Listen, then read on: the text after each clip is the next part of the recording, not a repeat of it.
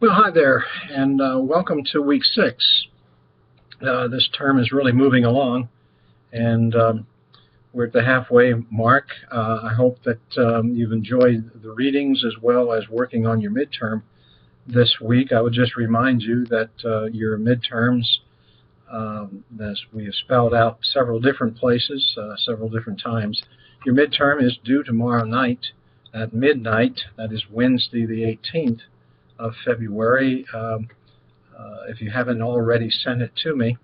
And my procedure is once I get, and this one is via email, once I get your email, I will confirm that I have received it, so you're not worrying about whether or not it got lost in some black hole somewhere.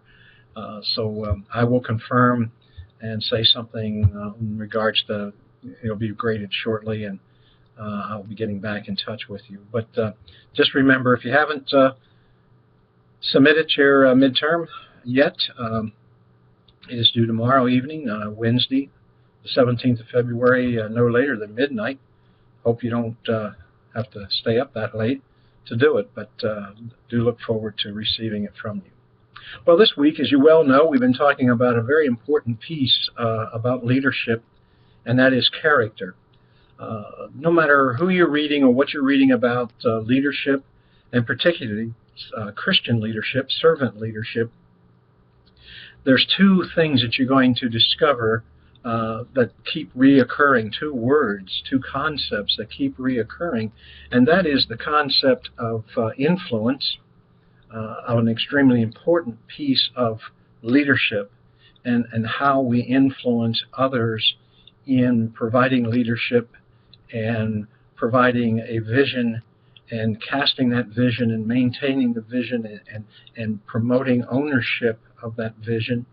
But the second thing is our topic for this week that you always will run into when you read about leadership, and that is the importance and the pentateuch of the pinnacle of leadership being that of character. Because if a leader does not have good, solid character,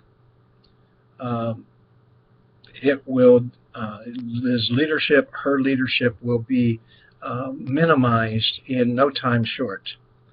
I remember in junior high school, we had a principal, his name was Mr. Thomas, that after every morning, students who were selected would stumble through the announcements in the cafeteria lunch offerings for that day. He would come on the PA system right behind them and give an encouraging word for the day. And I don't remember anything else Mr. Thomas ever said, any of the encouraging words, but this one, and I don't even know what grade I was in junior high school, but this one time, this one day, he came on the PA and said, "Boys and girls, I want you to remember, it takes a lifetime to build a reputation, but only a second to destroy it." I've remembered that, obviously. I could repeat it to you. But that has really influenced me in thinking of character. And yeah, character is more than reputation. You know, I like the definition. Character is what you really are inside. Reputation is just what others think you are inside. And character is much more valuable. And so it takes a lifetime to build character. And character is built 1 inch at a time, not a yard at a time, not a mile at a time. It's inch by inch. Character is built. It's a steady progression, constantly being built upon. And the devastating thing is that can all be taken away. That can be nullified in just a very short amount of time. You began this week, at least with the class notes that I had sent to you, looking at different definitions that various people have used to define what character is about, at least for them. I do like the one that you read, James Hillman, in his book, The Soul's Code, subtitled In Search of Character and Calling. He talks about character in this way, and he says character refers to the deep structures of personality that are particularly resistant to change.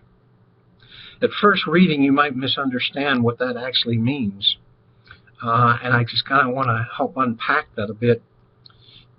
What he's really implying is, in the characteristic of character, is that it is so deep, it is so much inside of us. It's kind of like trying to describe the heart as the center of feelings, and feeling something so heartfelt.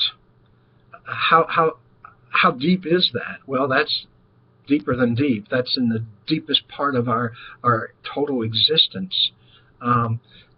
Character is that deep. Character dwells within the very core of who we are, of what we are, the very core values that we hold to, and building onto that is the practice of becoming more and more of being the person that God has called us to be, and solidifying and building on top of those things which give us value and meaning. And those very core things, as he is pointing out, they are what is unchangeable. So character runs very deep. It's our core being, and it's not subject to the direction of the wind. It's not subject to fad or fashion. It's not going to change with the latest tendency, the latest gadget or gizmo. It is deeper than that, and so it resists change in that sense. Accepting change or re-engineering or reconstructing is a good part of leadership, but that's not the kind of change that is referred to here. Character is that kind of so deepness within us. It's so deep that nothing's going to change that, nothing's going to come along to alter that, because that is the very essence, the very core of who we are and what we value. There's some other ones. There's a popular one that I've heard many times over, especially in the Army. We always use the definition that character is what you do when no one else is watching. That is attributed to John Wooden, the retired basketball coach at UCLA. I think that's that deepness, that it goes so deep that it is not subject to who is watching, who's taking notes, who's observing, that is consistent. Character is of that deep vein of a quality. Also, I like John Townsend, who reinforces this whole concept, in which he says character is that set of capacities, internal abilities, required to meet the demands of life. It's internal, it's the capacities, it's the breadth, the depth, the height, the width of what we demonstrate when life is demanding and we are pressed upon to really show our mettle, what we are made of, what is our substance. That also helps us, I think, to understand the deepness of what character is all about. But one of my most favorite, the definitions that I gave you, comes from Miles Monroe in his book, The Power of Character in Leadership. Well, no, it's not actually a book. It's a videotape that he has recorded, in which he's talking about the character of a leader, in which he says, character is a personal alarm system, so that when you are tempted to break into your own values, to go that deep into your own values, character is this alarm system that will go off. I like that. I like that because though character is so deep within us that when we are tempted, when we are going to be something other than what we in essence are, character is what goes off. It's that alarm, that's a panic button. It's that that loud noise in a silent, dark parking lot that penetrates the night and says something's wrong here. That's what character is all about. I hope that helps to kind of at least lay that foundation. The Blackabees also talk about, three illegitimate ways to establish character, in which they talk about the three P's, that being the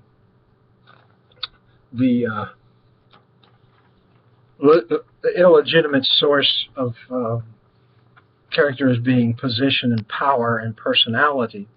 But then they talk about 6 legitimate sources of character as well, and which I think is good for us to kind of look at. And you, of course, read about these, but definitely that God's hand is on you. Integrity and honesty, successful track record, what you have done in the past. Again, it is this sense of character is something that you build on. It's not something you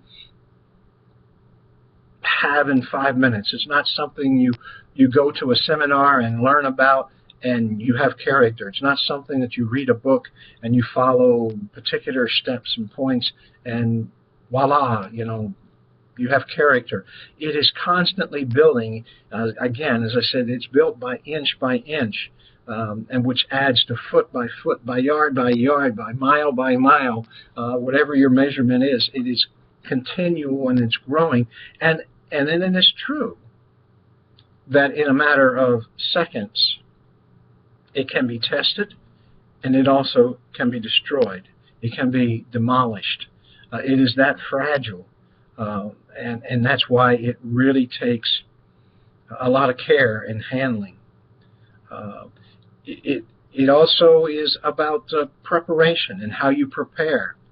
And I think for God's servants in God's kingdom, no one should be any better prepared than his servants in any field, if we truly value and believe that God is the most important, God's kingdom is the most important entity, God's kingdom is the most important reality in all of life, then his servant leaders have to be prepared to the fullest. They have to be prepared to the very best preparation that they can get outside any other walk of life or along beside other walks of life.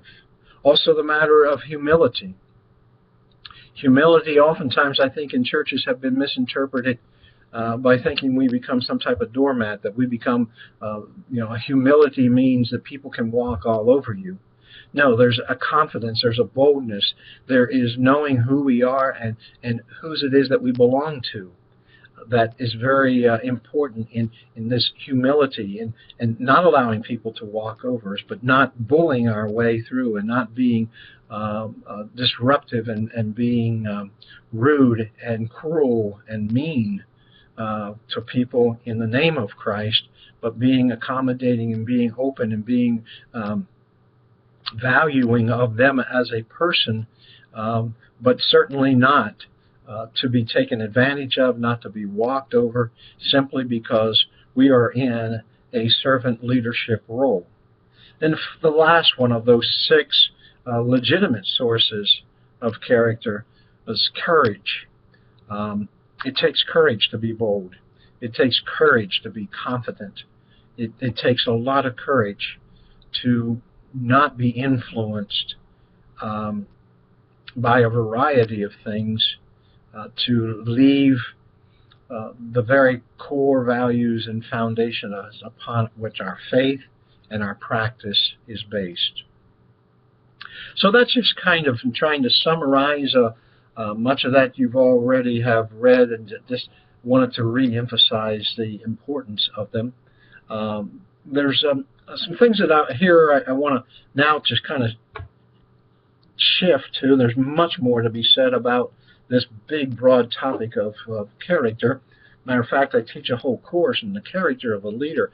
A full 12 weeks here at the seminary. I teach a course on this, and so to crunch 12 weeks and all that can be said about the character of a leader and how important it is into 3 hours of presentation in class or one class um, is hard to do. You just can't do it because it is so important and it's so broad of a topic.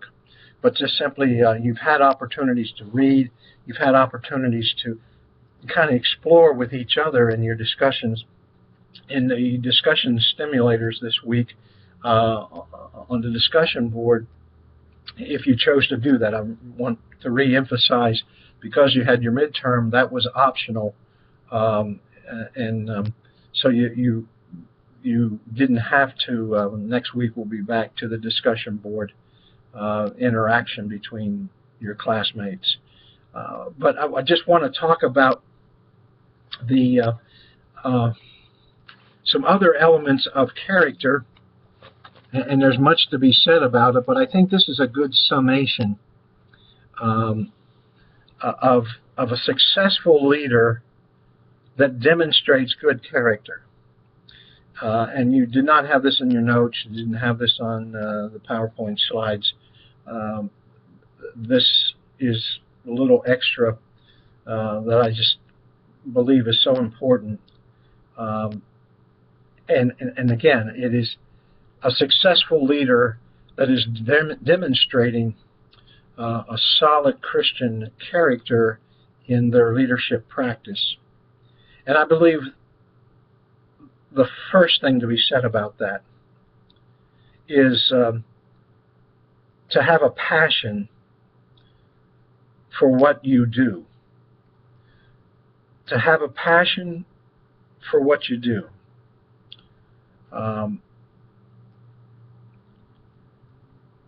Successful leaders of good character demonstrate that they are just not mediocre or ho-hum or can take or leave what they are about. The gospel message ought to ring so loud, so boldly, so clear from all of us that people understand and know that we have an excitement, an energy, a compassion for the gospel message, which includes God's people taking care of their needs, doing whatever it takes to demonstrate and to live and model that God is in charge, that God is on his throne, and that God is faithful to his people and his promises. A second item of which demonstrates a successful leader of character is to be patient. And I know oftentimes that's difficult to do. Many people say, patience is not one of my virtues, but I can tell you as a servant leader, patience is something that we really need to develop in allowing the Holy Spirit to move and to work in people's lives that we would otherwise really want to light a fire under or say, you got to do this quicker, you got to do this sooner, you got to do this with much more speed than what you're going at, whatever it might be. So patience. A third item that a successful leader of good, solid character demonstrates is to display high levels of optimism and confidence. Optimism is synonymous with God's kingdom. For us to be pessimistic, for us to be down in the mouth, for us to be downtrodden, for us to be negative, is counter to the hope that is in Jesus Christ in us. Some people have to work harder at being optimistic because of the way they were raised, with the surroundings that they grew up with, their life experiences, whatever it might be. But I can tell you, successful leaders, servant leaders of Jesus Christ, of good character, demonstrate a high level of optimism and confidence. A fourth area is the ability to acknowledge the need to change. This is where change comes in that is usually interpreted. Change is synonymous with leadership, with moving people, influencing people. If there was no need for change, there would be no need for leadership. If everything was going to stay the same, the status quo, there would be no need for leadership. Leadership always implies change. What are you going to lead people to? To higher pastures, to higher ground, to visions that they have realized will help them to accomplish the mission Christ has given us. That always involves change. It's synonymous with change. Leadership, you can't get away with it. And it's amazing to me oftentimes when churches say, when you ask churches, what's the number one thing that you want in a pastor? What do you want for him or her to demonstrate? They'll say leadership capability. Then we want a leader, which I want to always, and sometimes I do say, I want to say, well, then what you're asking for is change. Oh, well, no, we just want a leader. No, in that case, they want somebody just to maintain the status quo. They want to keep them in the box where they are. Leadership implies that there's going to be change, because if there's no change, you wouldn't need a leader to take you nowhere, if you understand what I'm saying. So, number 5, successful leader of good character, they know how to identify their own strengths and their weaknesses. They're not afraid to identify their strengths and weaknesses.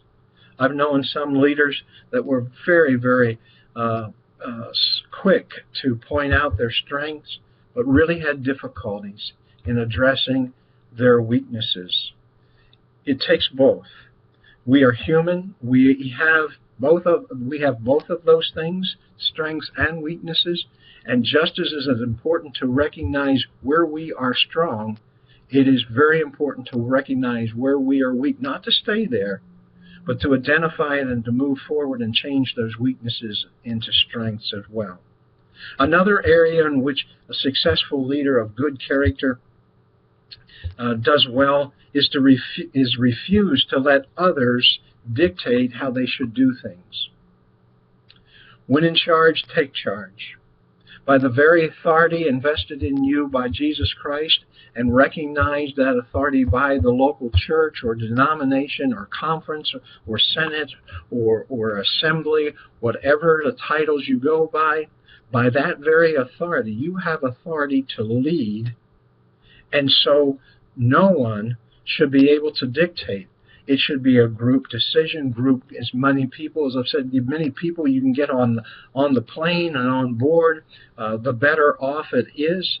But there should not be a dictatorship of any sort, particularly coming from the leadership structure or from a church boss or basement church lady or whoever it might be, because the authority has been given to you to lead God's people.